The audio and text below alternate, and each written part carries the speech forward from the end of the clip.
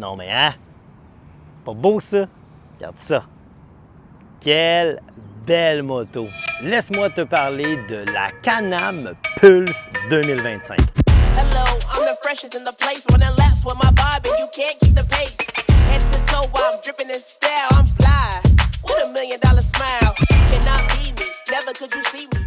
Si tu as à peu près mon âge, tu n'auras jamais vu de moto Can-Am. Ça ne fait pas partie de notre quotidien. C'est normal. C'est en 1973 que les toutes premières motos Can-Am ont vu le jour. À l'époque, c'était des motocross et ils étaient déjà munis du moteur Rotax. Ils ont eu quand même beaucoup de succès avec les motos, beaucoup de podiums grâce à ces motos-là, mais ils ont arrêté la production dans les années 80 pour se focusser plus sur les VTT et les côte à côte. Nous voici en 2025, c'est le retour de la moto Can-Am, mais cette fois-ci propulsée avec une motorisation 100% électrique. Une belle moto aux courbes quand même agréable au regard. C'est une moto qui est superbe du côté design. Dans la conceptualisation de la moto, on a fait quand même des rappels aux années 73 de la première moto Can-Am avec des petits looks ici et là qui rappellent un petit côté vintage. Parlons accélération et puissance. C'est certain que si tu te procures la Pulse de Can-Am, tu aimes l'accélération. L'électrification des véhicules est venue donner une accélération complètement hallucinante aux véhicules,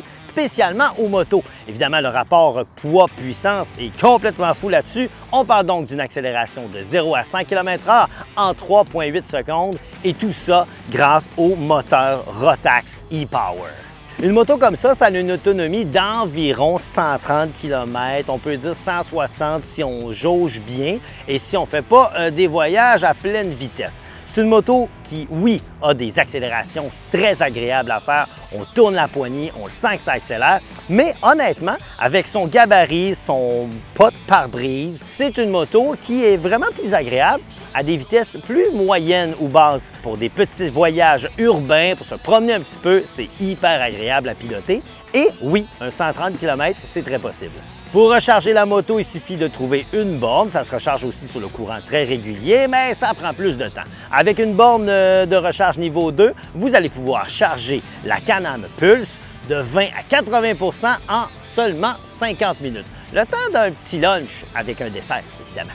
Côté technologie embarquée, évidemment, la première chose qu'on voit quand on s'assoit sur la moto, c'est la magnifique écran de 10,25 pouces. Avec beaucoup de technologie, on peut utiliser l'application BRP Go et on peut aussi utiliser Apple CarPlay ou Android Auto. Il y a une façon de fonctionner. Pour brancher tout ça, par contre, il faut savoir quoi faire. Le téléphone doit être absolument branché. On peut le mettre dans le petit coffre ici à l'avant.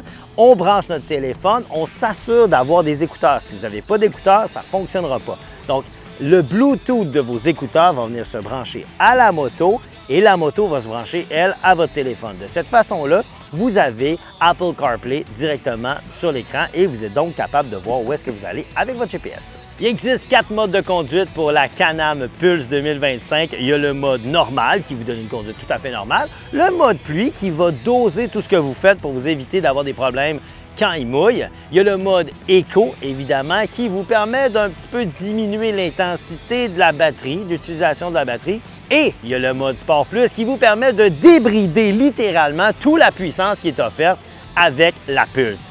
Et ça, le Sport Plus, ça veut dire que quand vous tournez le potentiomètre, bonjour les accélérations. On a une moto qui est très ergonomique avec une selle quand même confortable. Je n'irai pas jusqu'en Gaspésie avec une selle comme ça, mais justement, c'est une moto urbaine. Donc, on n'ira probablement pas en Gaspésie avec cette moto-là.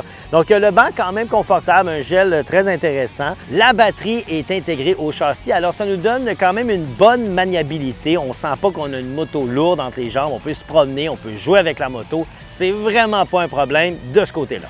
Côté son, on n'entend pas grand-chose lorsqu'on roule avec la Can-Am Pulse. Oui, quand on tourne un potentiomètre, on entend quand même le zizz de l'électrification passer, mais puisque la chaîne est constamment huilée dans le carter, on n'entend presque pas la chaîne rouler. On a l'impression littéralement de voler sur la route.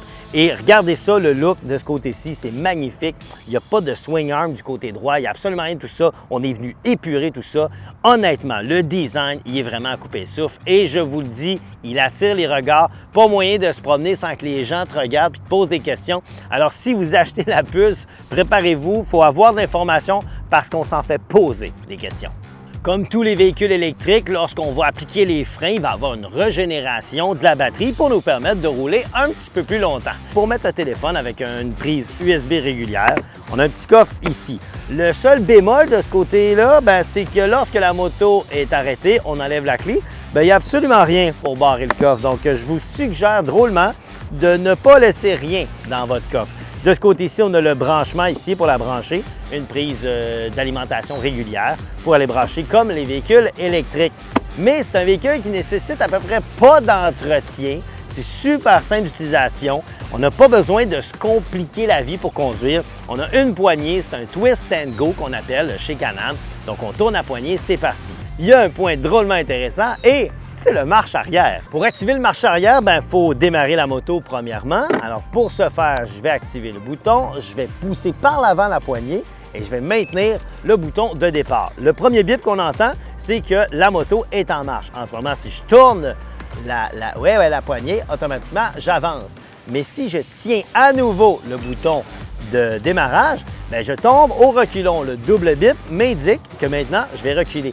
Et là, pour reculer, même si je tourne la poignée, je n'irai pas en avant. Pour reculer, je dois pousser la poignée par l'avant. Et là, ça me permet de reculer. Ça serait quoi les points à améliorer de la Can-Am Pulse 2025? Honnêtement, c'est sûr qu'un petit pare-brise, j'aurais apprécié parce que même si c'est une moto urbaine, on va dans le vent, on se promène et on a l'impression quand même d'être un parachute. Spécialement avec une moto qui a une accélération aussi vive, 3,8 secondes pour faire 100 km/h, c'est quand même rapide. Alors le vent, on le ressent, ça c'est certain. Ce que j'aimerais aussi, évidemment, c'est des endroits pour verrouiller le coffre. Même si ce n'est pas un gros coffre, j'aimerais pouvoir laisser des trucs à l'intérieur, que ce soit mes écouteurs ou que ce soit mes bouchons, que ce soit des gants de rechange. J'aimerais pouvoir verrouiller quand même mes coffres.